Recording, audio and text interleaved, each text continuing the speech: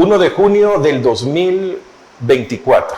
Nayib Bukele anuncia que el cáncer de la seguridad había sido extirpado. Hoy vamos al cáncer de la economía.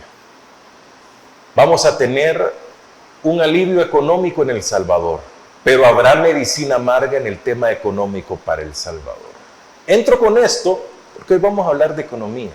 A ustedes realmente, que no va a entender de micro o macroeconomía o de números globales o de números con muchos ceros probablemente, lo que sí debemos de tener en cuenta es cómo nos va en nuestra economía. ¿Nos alcanza? ¿No nos alcanza? ¿Debido a qué? ¿Por qué no hay aumento del salario mínimo? ¿Debido a qué también? Todas estas cosas podemos hablarlos en este espacio de No sé, piénsalo. Buenas noches, soy Francisco Gómez. Qué gusto estar con todos ustedes en Agape TV Canal 8. Estamos en la producción de Mix de Medio, retransmisión de radio larr.com, radio en línea para todos ustedes, esperando de que le estén pasando de lo mejor. Hoy tengo el gusto que nos acompaña el economista César Villalona, especialista en estos temas y que nos explica con mucha pedagogía también para que lo entendamos fácilmente. César, qué gusto. Buenas noches. Buenas noches, ¿qué tal, Francisco? Y gracias, estamos muy bien y esperando de que ustedes también. César, hay muchas cosas que tenemos que hablar, pero quisiera empezar quizás con un tema global. Estados Unidos anunció ya los aranceles que le pone a todos los países que quieren que sus productos ingresen a los Estados Unidos. Muchos han contestado de que le van a cobrar con la misma moneda o le van a pagar con la misma moneda. ¿Qué significa arancel? Por ahí quisiera comenzar. Muy bien, el arancel es un impuesto que se le cobra a un producto importado, es decir, a un producto que viene de otro país. Es un impuesto como el IVA. Por ejemplo, aquí tenemos el impuesto al valor agregado. Cuando tú compras algo, tú pagas IVA. El arancel es igual, solo que es para un producto que entra aquí, pero proveniente de Brasil, de Francia, de otro país, de Estados Unidos, etc. Producto importado. Se cobra en las aduanas, ¿verdad? Ya puede ser terrestre, o si viene por la vía de los puertos. Entonces, eso le da dinero al gobierno, como cualquier impuesto, ¿verdad? Un impuesto que se cobra. Cuando ese arancel se sube, entonces el precio del producto sube.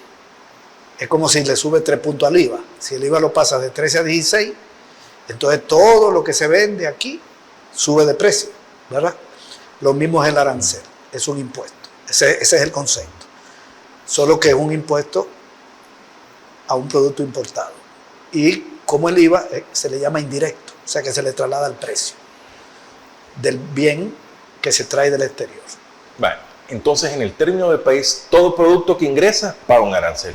Depende. Por ejemplo, El Salvador tiene tratado de libre comercio con Centroamérica. Eso significa los productos que no hay de Centroamérica no tienen aranceles. Con Estados Unidos prácticamente nada tiene arancel. La mayoría de los productos que entran a El Salvador no tienen arancel.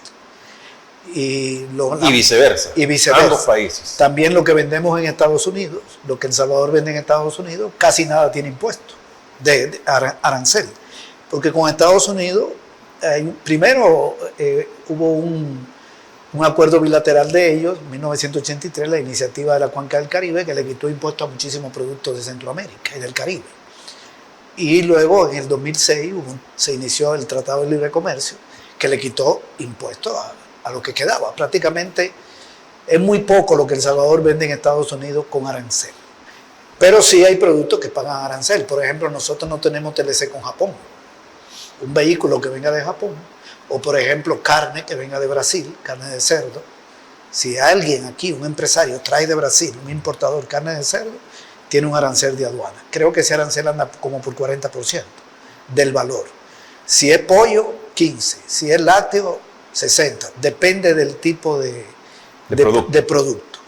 Ahora, César, ¿y este 10% que se ha anunciado, entonces, a qué se lo van a aplicar?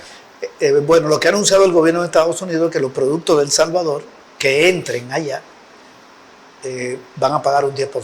De ¿Y manera, el TLC? Está violado. Donald Trump, por consiguiente, digamos. Sí, está violado el Tratado de Libre Comercio, porque esa es una decisión unilateral del gobierno de Estados Unidos. El gobierno de El Salvador... Para un TLC se ponen de acuerdo ambas naciones. Claro, es un acuerdo, es un convenio firmado por los dos estados. En este caso, el TLC se firmó, se llama DERCAFTA, porque incluye a República Dominicana, es Estados Unidos, República Dominicana y los países de Centroamérica, los 5 países de la región, sin incluir Belice y Panamá, que tienen otros tratados. Entonces, ese TLC ya tiene 19 años, arrancó en el 2026, ya se cumplen 20 años. Y prácticamente El Salvador vende allá sin impuestos casi todo. Hay algunos productos que tienen cuota, como el azúcar. No puede vender más de una cantidad, pero no le ponen impuesto. Si se pasa de esa cantidad, sí. Entonces, lo que hizo Estados Unidos fue tomar una decisión unilateral que afecta a El Salvador y a los demás países, porque le puso 10% a Guatemala, a Honduras, creo que a Nicaragua más de un 20%, no recuerdo, pero es un poco más alto. Y también le puso a Costa Rica y 10% a República Dominicana. Es una decisión para encarecer los productos nuestros allá y dificultar que entren en la cantidad en que han estado entrando. Entonces, Estados Unidos cuando manda productos a El Salvador no paga impuestos por el TLC, los productos que estén en ese acuerdo. Exacto. Hoy El Salvador debería de contestar. Pero no lo va a hacer. Ya vimos que el gobierno... Va a respetar el tratado. El gobierno de El Salvador no le va a poner impuestos a los productos de Estados Unidos. No va a ir a una confrontación. Pero ¿y por qué sería confrontación? Si usted me está imponiendo algo a mí, yo debería de contestar. Correcto. Porque yo estoy afectado. Pero yo tengo soberanía también. Eso es correcto. Debería hacerlo. Los países de Centroamérica, los gobiernos, deberían fijar una posición en conjunta y de República Dominicana. Pero no se van a meter en problemas con Estados Unidos. Este presidente que tenemos acá no va a tomar esa decisión. Lo que ha planteado es ir a viajar a Estados Unidos a ver qué negocian, dicen. Con Estados Unidos no hay nada que negociar, es pedir algo. Y las empresas privadas de aquí, los empresarios vinculados a la ANEA, a la ASI, sobre todo los de la ASI, la Asociación Salvadoreña de Industriales, que son los que han estado hablando, han dicho el TLC sigue vigente, vamos a ver qué hacemos, tal vez hay alguna oportunidad, hay peligro, pero no se atreven a criticar al gobierno de Estados Unidos. Esta medida no es con dedicatoria a El Salvador, no, es a nivel mundial. No, Estados Unidos le está poniendo aranceles a 170 países del mundo. Centroamérica no es para ellos la prioridad. Ellos le están poniendo aranceles a China, a Japón, a Corea del Sur, a los países de Europa, a países de Sudamérica como Chile, Colombia, Brasil. Es una enorme cantidad. Y a México y a Canadá le están poniendo hasta ahora al aluminio, al acero, a los vehículos y a los componentes de los vehículos. No se lo han puesto a todos, porque tienen mucho cuidado con México y Canadá, porque son demasiado importadores de esos dos países. Entonces es un peligro para ellos y esos países son los que más le venden. Bueno, el que más le vende es México, el segundo es China, el tercero es Canadá. De esos 3 países, Estados Unidos compra el 43% de lo que compra en el mundo. Entonces, aquí fundamentales. no es... Sí, entonces, si le pone esos aranceles y lo mantiene, y de verdad va a aplicar esa medida, porque no es seguro, yo creo que ellos están negociando otras cosas, o intentarán negociar, van a hundir su economía, porque toda esa mercancía van a entrar cara, no la pueden sustituir de inmediato. Bueno, voy a hacer una pausa para que hablemos de las afectaciones al mundo también, porque va a ser afectaciones al mundo y a El Salvador directamente también. Se va a encarecer todo. Y ayer me decían, por ejemplo, César, son capaces que hasta las pupusas le van a subir, aunque nada viene de Estados Unidos, pero aquí de todo nos aprovechamos. Hacemos una pausa, ya regresamos. Estamos en No sé, piénsalo.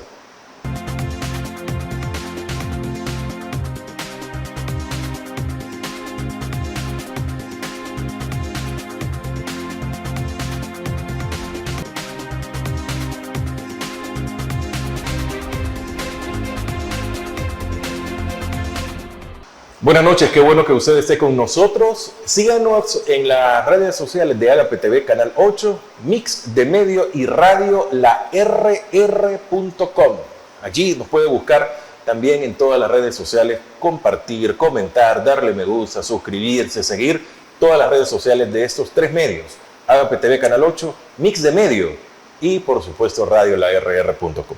El economista César Villalona nos acompaña en esta noche. César, en el ámbito mundial, o hablemos brevemente de geopolítica, ¿esto qué significa, estos aranceles? ¿Al mundo qué significa? Bueno, significa que Estados Unidos encarece los productos de todos los países en su territorio a los que le puso arancel. Por ejemplo, un producto chino que entra a Estados Unidos, cualquiera, como va a pagar 34% de impuestos sobre el valor, entonces ese producto se encarece en Estados Unidos. Ese es el primer efecto del arancel, se llama efecto precio. El producto importado sube de precio. Ok. Segundo impacto, que es el que espera Estados Unidos, que el pueblo de Estados Unidos diga, no voy a comprar ese producto, porque está muy caro. Voy a comprar productos de Estados Unidos. Eso se llama efecto protección. Protegen la empresa nacional. Si Estados Unidos está vendiendo vehículos, y China vehículos, y Estados Unidos hace vehículos, que el vehículo chino se encarezca y que el pueblo diga, no compro vehículos chinos, compro vehículos de Estados Unidos. Protege su industria. Eso se llama efecto protección. Eso es lo que esperan ellos. El otro efecto es sustitución. Sustituyo ese producto chino. Voy a poner el caso de Canadá. Canadá le vende carne. Que un ciudadano de Estados Unidos diga, no voy a comprar la carne de cerdo de Canadá porque entra muy cara. Voy a comer res de mi país o pollo. Sustituye. Es un efecto sustitución. El primero es precio, el segundo es protección y el tercero es sustitución. El otro es consumo, que ya lo mencioné. El consumo se reduce el consumo del producto importado porque afecta el ingreso de la persona que lo va a comprar. Ahí tiene cinco impactos. Precio, ingreso, que afecta el ingreso, baja el consumo, se sustituye parte del producto importado por el nacional y se protege la industria nacional. Entonces, ¿qué quiere Estados Unidos? Comprarle menos al mundo. ¿Por qué? Que el mundo le venda menos para ellos levantar su aparato productivo, proteger su aparato productivo y producir más y vender más, porque ellos tienen un déficit con el mundo comercial de 1.2 billones. ¿De? 1.2 billones de dólares. ¿Esto qué es? 600 mil millones de dólares más 600 mil millones de dólares da 1.2 billones. Estados Unidos compra en el mundo por 1.2 billones más que lo que vende. Es el país más importador del mundo. Compra el 15%, consumo, en otras palabras. Compra el 15% de lo que se compra en el mundo, de las importaciones. Si estuviéramos hablando de nuestro día a día, es que yo gano $100, pero compro 200. Bueno, pero en este caso es comercio con el exterior. Sí. Me estoy refiriendo de todos los países compran en el mundo. El país que más compra en el mundo es Estados Unidos, tiene el 15%. Y todos los países venden en el mundo. Ellos tienen el 8% de las exportaciones y el 15% de las importaciones. Entonces tienen un desbalance. Al contrario de China, que China tiene el 15% de las exportaciones y de las importaciones anda como por el 10%. Entonces Estados Unidos está lleno de productos canadienses, mexicanos, chinos, de Corea del Sur, de Japón, de Taiwán, de Europa, de América Latina, y tiene un desbalance muy grande. Entonces, ¿qué es lo que están buscando? Bueno, compremos menos para que ese desbalance comercial se reduzca y sustituyamos parte de esas importaciones por producción local. Tiene una lógica, aparentemente es muy inteligente, ¿verdad?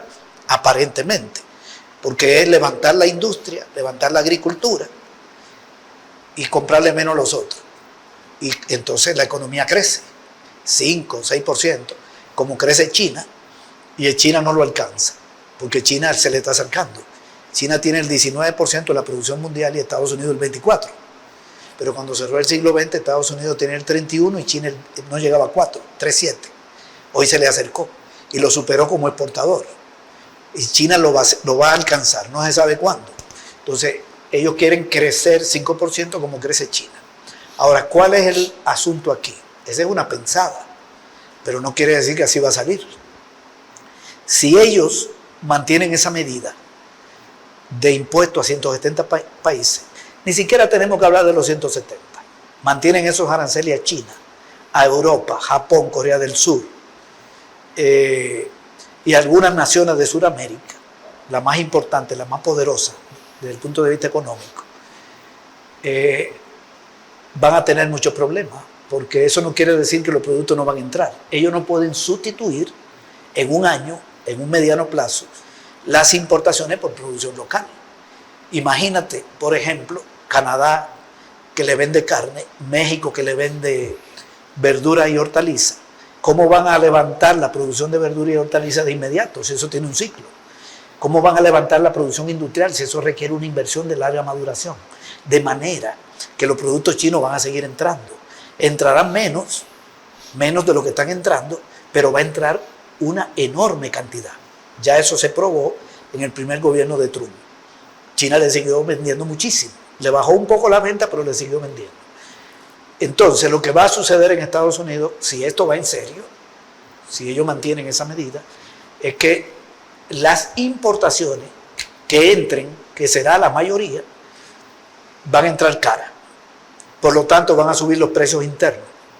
Al subir los precios en Estados Unidos, la población va a ser golpeada en sus ingresos.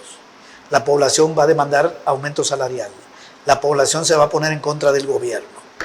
Ya están. Sí, las empresas que producen para exportar en Estados Unidos, ubícate en una empresa exportadora de Estados Unidos, digamos una empresa que vende vehículos en El Salvador, esa empresa va a tener costos más altos, porque la inflación sube costos y porque los ingredientes de ese vehículo llegan de México. Y México lo está vendiendo ahora más caro porque hay un arancel. Entonces ese vehículo de Estados Unidos en el exterior va a subir de precio. Va a llegar más caro a El Salvador, va a llevar más caro a otros países y van a perder competitividad. Y además el resto de países le va a responder igual. No lo de Centroamérica, pero ya China le dijo arancel de 34%. Lo mismo. Lo mismo. Y Europa le va a decir lo mismo. Entonces las empresas exportadoras de Estados Unidos van a tener... Entonces, ¿qué va a ganar Estados Unidos? Sí, pero van a tener dos problemas las empresas exportadoras. Primero, el alza de costos internos, que le quita competitividad. Y segundo, que allí donde venden también habrá aranceles. Entonces, golpean el aparato productivo. Estados Unidos entraría en una contracción, en una caída del consumo, una caída de las ventas internas, una caída de la ganancia de las empresas, quiebre de negocios, desempleo, presión social, y en 2 años el Congreso está en manos de los demócratas. Ok, eso sería el resultado. Yo creo que ellos no van a mantener esa medida tan abarcadora. Estados Unidos no se puede meter en una guerra con el mundo. Pelear al mismo tiempo con más de 100 países. Porque una cosa es que Estados Unidos diga, bueno, le voy a poner arancel a los productos chinos y chinos le responden. Y entran en una guerra comercial con China.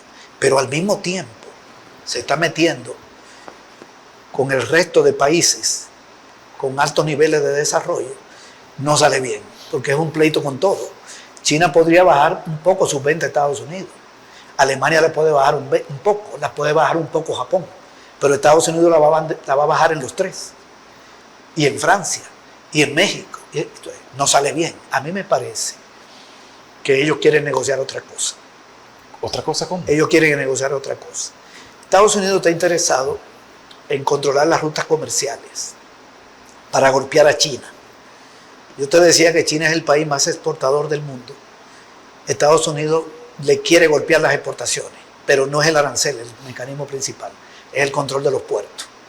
Por ejemplo, si controlan el canal de Panamá, y ya vemos que están en eso, la visita de Marco Rubio, Panamá salió de la ruta de la seda, del proyecto chino, sí, y están por controlar los puertos. Eso quiere decir que la mercancía china que lleguen a Panamá y del resto del mundo que lleguen ahí, no pagará. Estados Unidos, controlando los puertos, le pone una tarifa que golpea ese producto chino, no llega a Panamá. Golpean a China por el lado comercial, pero no con aranceles, sino controlando los puertos panameños. Por Panamá transita el 5% del comercio del mundo. Pero Panamá no es lo más importante. Ellos necesitan controlar los puertos de Chile, de Perú, de Ecuador, de Colombia y de México. De México en el Pacífico. De América. De América. Es más difícil en el caso de Brasil, digamos. y más difícil en el caso de Colombia por los gobiernos. Pero tienen interés en controlar esas rutas comerciales. Y hay que tomar en cuenta lo siguiente. China se le metió en Sudamérica. Es el país con más inversión extranjera en Sudamérica. Y es el principal socio comercial de Brasil, de Chile, de Perú y de Venezuela. Es el segundo socio comercial de Ecuador y de Colombia. O sea, de 6 de las más grandes economías. Y creo que es el segundo o el tercero de Argentina. China está ahí metida y tiene unas inversiones, ha desarrollado unas inversiones en toda su infraestructura vial marítima y están llegando a los puertos de Sudamérica con 3 semanas menos que lo que llegaban, con 50 días menos que llegaban. Llegan al puerto de Santander de Colombia, donde llega la mitad de la mercancía que llegan por los puertos de Colombia, y ya lo convirtieron en segundo mercado. Y de ahí bajan a Centroamérica, bajan a México, bajan desde Chile. Le ha ocupado todo eso. Están sacando carreteras que van de Brasil hasta Perú, pasando por Bolivia. Esto es en América del Sur. Pero si te vas al Océano Índico, que es mucho más importante, allá, la costa de Irán con Pakistán son 1000 kilómetros. Están tirando gasoductos que van al Mar Caspio, Europa, doblan a Turquía y se meten en Europa. Y carretera y gasoductos que pasan por Pakistán llegan a la India. Los chinos están sacando rutas comerciales hacia el Índico y de ahí se van a África. Es toda una inversión en infraestructura en el marco del proyecto de la Ruta de la Seda. Y por ahí es donde transita la mayor parte de la mercancía del mundo, no es por el Canal de Panamá. Yo lo mencioné porque ya vimos que están ahí, tratando de controlarlo. Entonces, el arancel no es más que un chantaje. Por ejemplo, un chantaje a Guatemala. Le dicen a Guatemala, te pongo un arancel, pero quiero que me entregue los puertos. Y ya Marco Rubio llegó a pedir los puertos y a Costa Rica. Y te quito los aranceles, probablemente. Te doy otra facilidad, lo puedo quitar. En el caso de Centroamérica no le han puesto mucho, pero Centroamérica no es lo estratégico. Ellos se pueden tragar Centroamérica y no resuelven el problema con China. Ellos necesitan el sur y necesitan México. Por eso lo del Golfo de México también, que tienen un interés del control. Pero por ahí solo transitan 100.000 millones de mercancías. No es lo más importante, es el Pacífico mexicano. Entonces, el arancel es un arma política, es amenazar. Ya el empresariado guatemalteco sabe que las exportaciones van a caer a Estados Unidos. Entonces el gobierno lo somete con más facilidad. Ya Marco Rubio hizo la gira, el canciller de Estados Unidos, y dio la orden en Guatemala, Costa Rica, Panamá y aquí, en El Salvador. Aquí no fue los servicios carcelarios, eso se lo sacaron de la manga. Aquí para mí el interés de ellos es el control del puerto de la Unión, que hay que arrendarlo, y China quería que se lo arrendaran, y Turquía, la energía nuclear y la minería. Bueno, voy a hacer una pausa y terminamos el tema de El Salvador y quiero que hablemos de muchas otras cosas. Interesante, revelador, y aquí es donde vemos quizás la parte más interesante de todo lo que nos venden en la publicidad, pero solo por encimita. Hacemos una pausa y ya regresamos.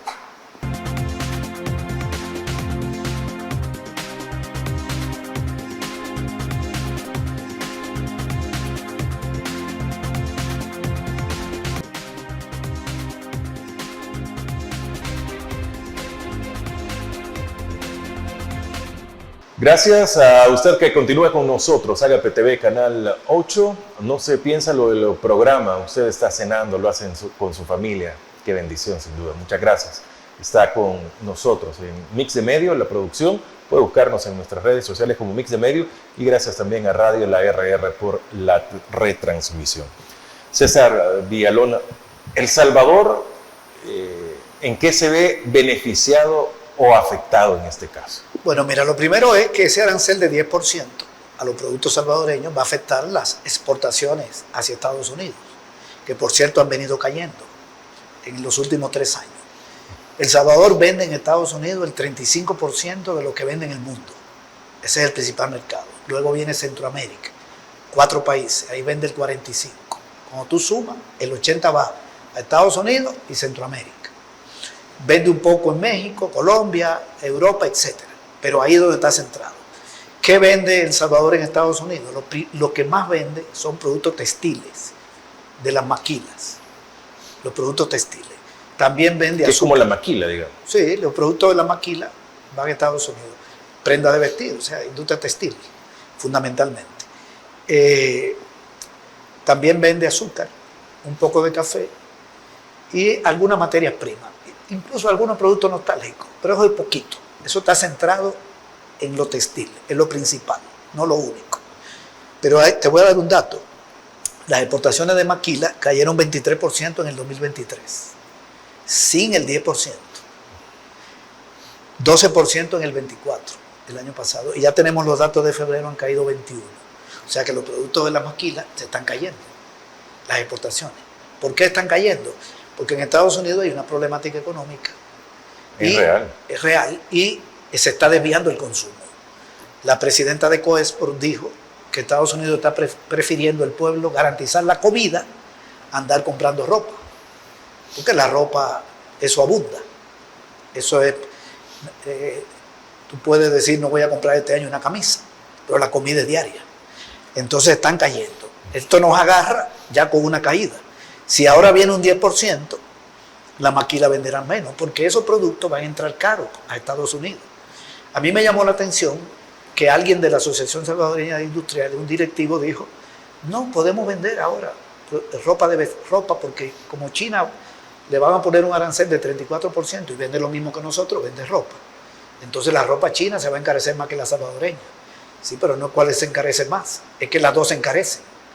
Y el pueblo de Estados Unidos, que ya nos está comprando menos, con un 10% de encarecimiento,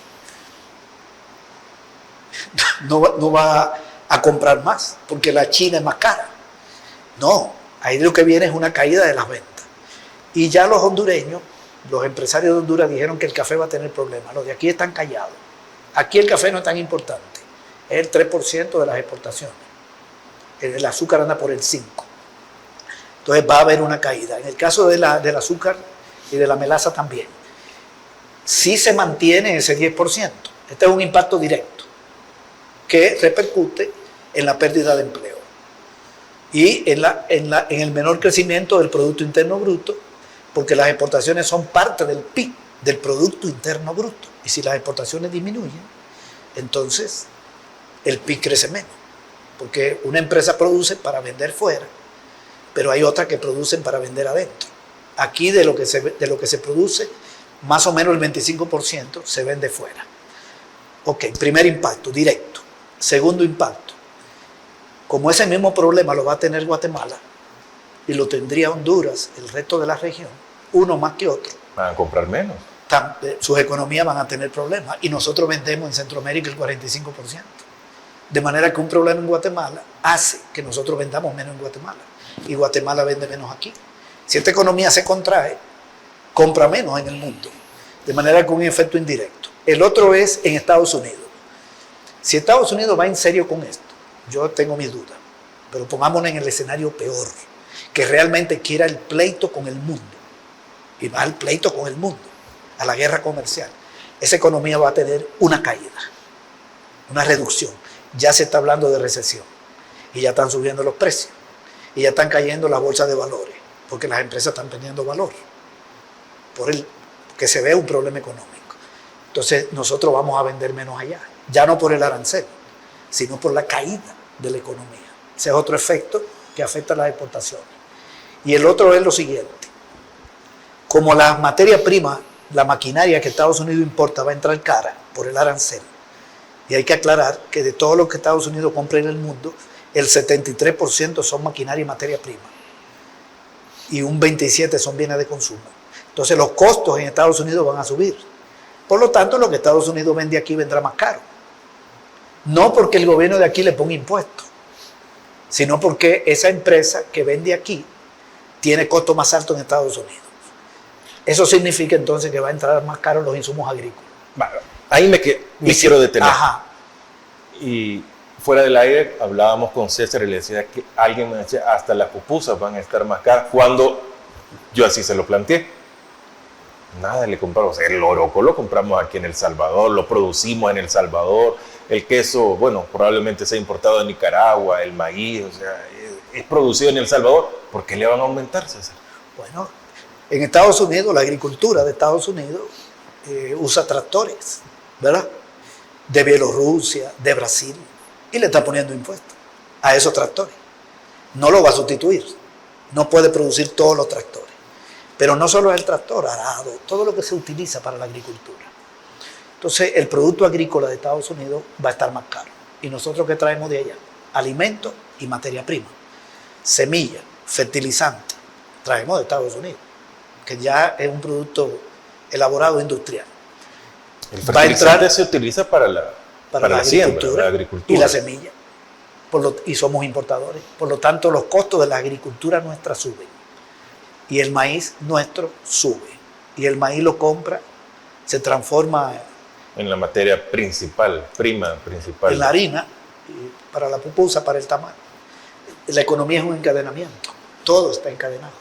Pero también traemos de Estados Unidos maquinaria agrícola y maquinaria para la industria. Y con esos costos que ellos van a tener más altos, vende más caro acá. De manera que aquí habría un proceso inflacionario. No porque el gobierno le sube el 10% para responderle igual. Porque si le sube el impuesto a los productos de Estados Unidos, entra más caro. Pero aún sin ponérselo, van a entrar más caro. Si Estados Unidos mantiene esos aranceles. De manera que tenemos 4 impactos. Menos exportaciones a Estados Unidos por el arancel allá y por la caída de la economía de Estados Unidos. Van 2. Menos exportaciones a Centroamérica e importaciones más caras. Aquí tendríamos caída de la producción y alza de precios y desempleo. Eso da a pobreza. En Estados Unidos pasaría lo mismo, una problemática, y en otros países del mundo, porque Estados Unidos mueve el planeta, es el país más importador y el más productor del mundo. Ahora bien, yo estoy planteando un escenario exagerado. Yo no me creo que ellos vayan a esa guerra tan amplia, de manera que esto hay que matizarlo. ¿Y no se cree la potencia del mundo? Hay que matizarlo. No, ellos no pueden, ellos tienen el 25% de la producción. Se están peleando con el mundo que tiene el 75%. Y tienen el 8% de las exportaciones. El mundo tiene, sin Estados Unidos, el 92%. Solo China tiene el 15%. Y Alemania el 7%. Está casi igual. Ellos son el más poderoso, pero no son más poderosos que Europa. ¿Y se van a unir? ¿Se va a unir el mundo o los más con grandes? Europa, incluyendo, digamos, a Rusia. No son más poderosos que Asia. No son más poderosos que el BRIC. Sí. No son más poderosos que el BRIC. Entonces, tienen que ver qué es lo que van a hacer. Yo creo que andan en otra cosa. Yo por eso te decía, a lo mejor quieren renegociar el TLC con México. Pero de todas maneras, algunos aranceles los van a mantener. Yo creo que con China, ellos tienen la decisión de ir a esa confrontación, como la tuvo en el primer gobierno de Donald Trump. Dudo de que se metan en una confrontación amplia con México y Canadá, porque de ahí compran el 30% de lo que compran en el mundo. Y habría que ver si matizan con algunos países, pero a nosotros puede ser que nos mantengan el 10% del arancel. O a lo mejor Bukele vaya y le dicen solo un 5% para que Bukele regrese victorioso, porque ellos saben que se está desgastando. ¿Verdad? Le pueden echar la manita. Sabe que aquí todo va mal. Aquí han cerrado 70 escuelas, 45 equipos comunitarios de salud, han despedido 8.000 personas, todo está caro, no hay aumento salarial, hay persecución política, víctima del régimen de excepción, protesta contra la minería, desalojo. Esto es un desastre. Podrían echarle la manita, ¿verdad? No le van a echar la mano a Daniel Ortega ni a Xiomara. Entonces, es diferente. Entonces hay que esperar para medir mejor los impactos, ¿verdad? Porque si le quitan ese 10% a El Salvador, entonces no caerían las exportaciones en la magnitud que yo he planteado aquí, si lo renegocian. Sí. O no si no lo renegocian, sino si le dicen, mira, esto era para esto, hasta te ayudamos. Pero acuérdate que no quiero canadienses en la minería. Acuérdate que la energía nuclear es para nosotros, que te vamos a dar apoyo. Y que el artículo 9 de la ley minera dice que se pueden utilizar sustancias radioactivas. Acuérdate que no quiero chinos en los puertos. Cómprale buses a los chinos, cómprale mercancía, que El Salvador compre mercancía, no importa, pero no lo quiero en infraestructura, no quiero. Está claro, lo que ellos andan. Pondrán sus condiciones. Claro, ordenan, porque con estos presidentes no negocian, sino que le dicen lo que hay. Pero ¿y la soberanía? Eso no existe en presidentes que son como gobernadores de colonia. ¿Qué soberanía va a defender Bukele? Bukele está defendido aquí por los gringos. Si no fuera por el gobierno de Estados Unidos y por la oligarquía, ¿qué hubiera pasado aquí cuando Bukele metió a los militares en la Asamblea Legislativa? Si eso lo hubiera hecho Salvador Sánchez Serén, ya sabemos lo que hubiera pasado. Eso está claro. Entonces, Marco Rubio no vino aquí a negociar, vino a decir lo que hay que hacer. Y no visitó Nicaragua y Honduras porque ahí no puede dar órdenes. Está tratando de negociar con México. Y yo no estoy diciendo aquí que va a controlar a México, sino que tienen un interés. Pero ahí se van a topar con una realidad. México no es Guatemala.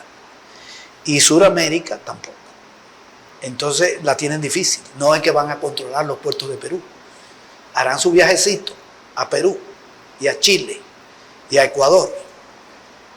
Pero esos países tienen un negocio con China demasiado grande. Brasil, por ejemplo, de todo lo que exporta, el 30% va a China y el 11% a Estados Unidos.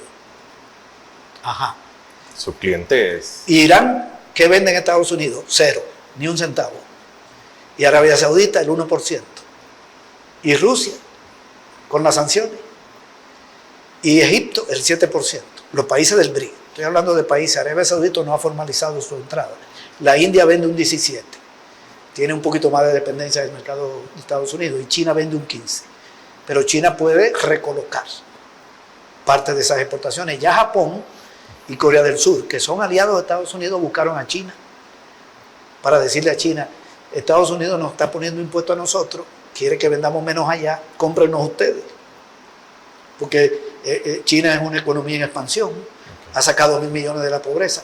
De manera que todos esos países le van a buscar salida. El que se está metiendo en un problema es Estados Unidos. Okay. Hay que ver cómo finalmente ellos van a manejar eso. Hay que darle un poco más de seguimiento, pero aquí hay amenaza. La otra amenaza que se me olvidó, el otro problema que podía ocurrir es la caída de la remesa. Si en Estados Unidos hay una contracción económica, entra menos dinero de remesa. Bueno, hacemos una pausa, ya regresamos. César Villalona con nosotros.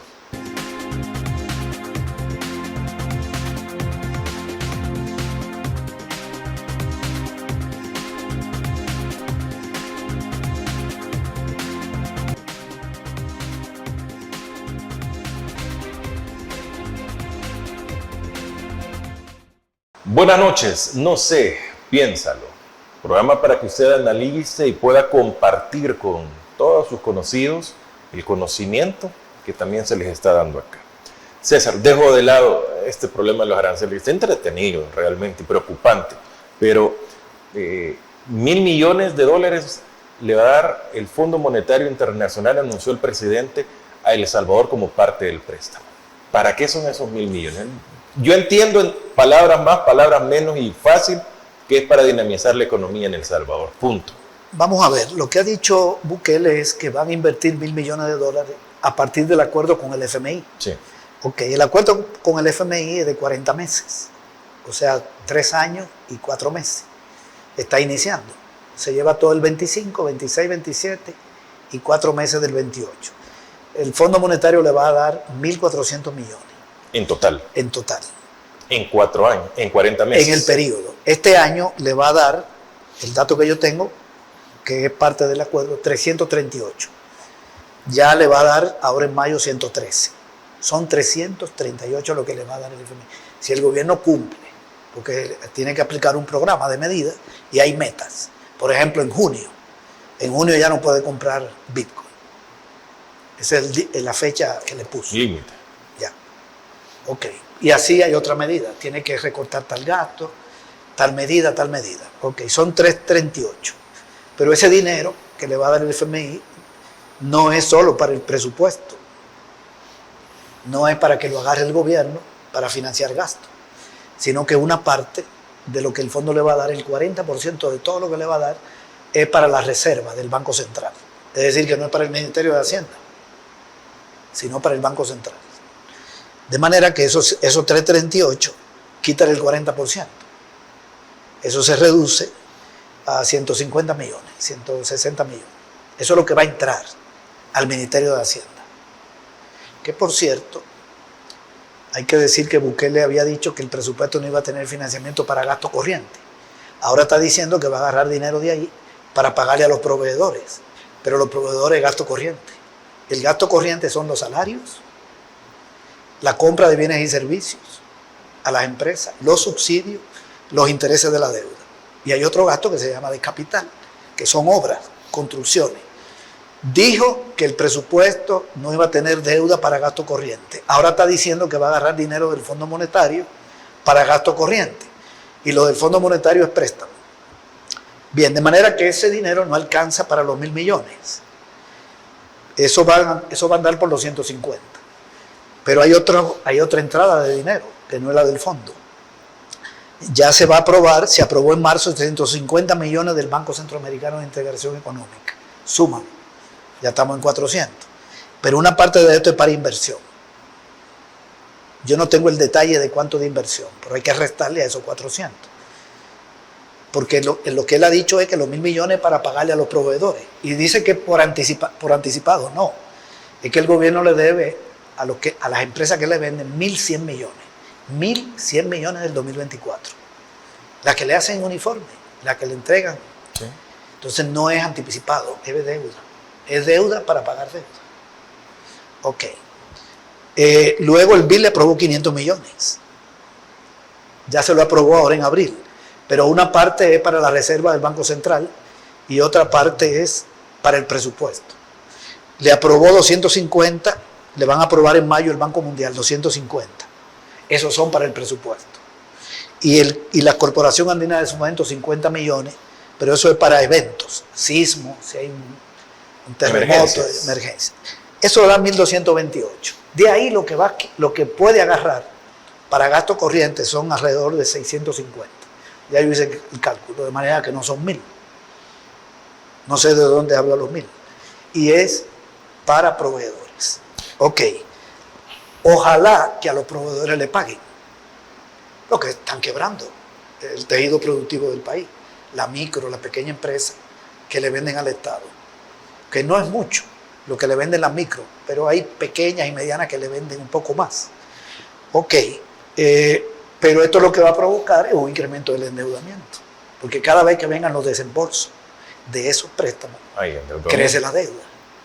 Yo tengo un cálculo de que la deuda va a crecer este año en 3.011 millones. La deuda cerró el año pasado, la deuda pública cerró el año pasado en 32.107 millones. Diciembre, 32.107. Cuando llegó Bukele, estaba, o en el cierre del 19, estaba en 19.800. 32.107. Es un crecimiento de más de 12.000 millones. Más de 12.000 millones de dólares. Más de 60%. Pero este año va a haber desembolso, los siguientes desembolsos. 1.228, si entra todo lo que dije. Pero a esto hay que sumarle que están agarrando de las AFP. Ya agarraron 94 en 2 meses. Yo calculo que agarren 600 en el año. El año pasado agarraron más de 1.000, 1.100 y pico. Eso no está dentro del cálculo, de los 1.000, porque esto es para otra cosa. 600 millones. Le estoy poniendo poquito. Y hay desembolso de préstamos. El presupuesto tiene desembolso de 37 préstamos viejos de años anteriores por 1.203. El presupuesto se aprobó con desembolso de préstamos ya aprobado por 1.203. Súmale ahora 1.228, que son los del FMI, lo que mencioné. Y súmale a eso 600 de las AFP. Eso da 3.011. Eso aumenta la deuda en 3.011, pero ellos van a pagar deuda. Hay que restarle lo que van a pagar. Van a pagar de deuda 2.785. Pero de esos 2.785, amortización es 640. ¿Y lo demás es interés? Intereses, 1.523, que no la reduce. Por lo tanto, tú tienes que restarle esa amortización y la deuda cerraría en 34.558. Esto puede variar. Pueden agarrar más de las AFP de lo que yo estoy diciendo. O si no le cumplen al fondo, uno de esos préstamos no lo recibe. Yo estoy haciendo un análisis mecánico, lineal, de acuerdo a lo que hoy tenemos. Porque está el acuerdo con el FMI, están los desembolsos de préstamos, está el convenio ya del BID, del BESI, del Banco Mundial y de la Corporación Andina. Sé que están agarrando las AFP. Ok, eso digamos que va. Okay. Y tengo el dato del presupuesto de lo que van a pagar de deuda. Y sobre estos préstamos van a pagar intereses. Pero los intereses no bajan la deuda.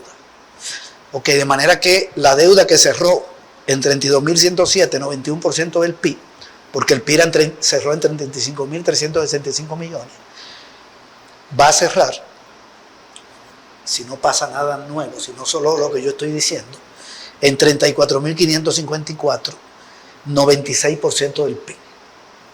Porque el PIB, si crece 2%, que es el estimado, cerraría en 36.072. De manera que cuando termine el año, va a estar peor que como arrancó. El acuerdo con el FMI no reduce la deuda ni mejora la situación financiera del gobierno. Okay. ¿Verdad? Y esto lo estoy analizando sin los impactos del 10% de arancel y de la problemática internacional que se está hablando. Bueno, voy a hacer una pausa para venir con la parte final con César Villalona.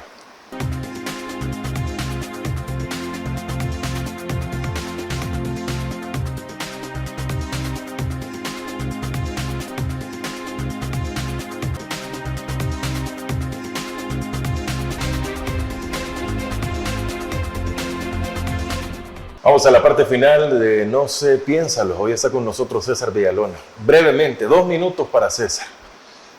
Ya se conoce cómo ha estado el año en gastos, en ingresos, la economía, cómo va en este primer trimestre. Bueno, a nivel de la producción, un crecimiento de 0.6 en el índice de valor agregado. El índice de volumen de valor de el IVAE, 0.6. Le ha ido mal a la industria y al agro. Los ingresos del gobierno cayeron 2.6% en enero-febrero, con respecto a enero-febrero del año pasado. 29 millones menos que el año pasado.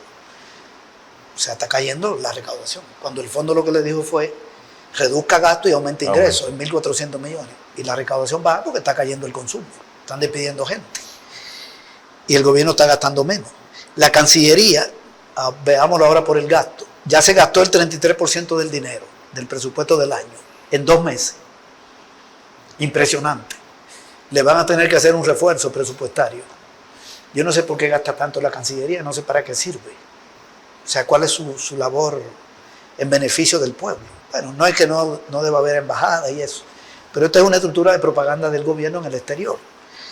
El Ministerio del Trabajo se sobregiró un poquito y la Fiscalía se sobregiró en el gasto. Este es el gasto malo. El de la Cancillería es malo. El de la Fiscalía, ¿de qué sirve? Si es para perseguir a la oposición. Y el Ministerio del Trabajo no está en función de la clase trabajadora. Es cómplice del no aumento del salario mínimo, que ya pasaron 6 meses, violando el artículo 159 del Código Laboral porque no se revisó en septiembre del año pasado. Pasaron los 3 años que dice la ley. Salud tenía que gastar 206 millones en 2 meses. Según la programación, gastó 128, 78 menos. Pero han cerrado 45 equipos comunitarios de salud. ¿Estuvieran funcionando o no? Y hubiera más medicina. Educación no gastó 234 millones de lo que debió gastar en 2 meses. Pero han cerrado 70 escuelas. Desarrollo local tiene 37 millones para el año. ¿Tú sabes cuánto gastó en 2 meses? $800,000, ni 1 millón. El Ministerio de Agricultura debió gastar en 2 meses 15 millones, gastó 7. El Ministerio de Economía debió gastar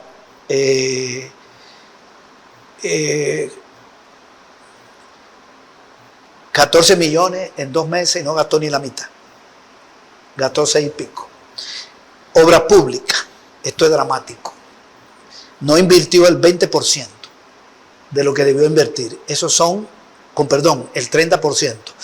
Esos son 20 millones de dólares, no invirtió obra pública. Y ya vemos todo lo que hay, los baches y activos fijos, obras y construcciones, que eso va para todos los ministerios. Invirtieron 11 millones y tenían que invertir en obras y construcciones 172 millones en 2 meses. Hoy entendemos por qué estamos 6%. Mejor no, ni sigo hablando. La ejecución va donde debe haber buena inversión, que es en obra pública, agricultura, economía, educación, salud, por el suelo. El gasto malo, la Cancillería, arriba. Entonces, va muy mal la situación. Gracias, César del Villalona. presupuesto. Muy amable por habernos acompañado y esperamos tenerlo próximamente y que nos traiga alguna buena noticia. Muchas gracias. Muchas gracias, César Villalona. Qué mal el país. Si usted avala todo este tipo de cosas y no entiende o lo ve, miren qué bueno, está ahorrando. No, lo que pasa es que todo este dinero que no se ejecuta, en cualquier momento llegan a la asamblea y dicen, vamos a reorientar. ¿Para qué? Gastos varios. Y se acabó. Y no se olviden, a Jaime La Chelona Rodríguez, que era el presidente del INDES, hicieron un juicio, lo quisieron meter preso por haber sacado de aquí para acá, para el Estadio Las Delicias, obra que la vimos, que la tenemos, y fueron unos miles de dólares. Ese gran problema. Y aquí hacen por millones todos los años, ni modo. Gracias por habernos acompañado en No sé, piénsalo. Soy Francisco Gómez, hasta el próximo miércoles.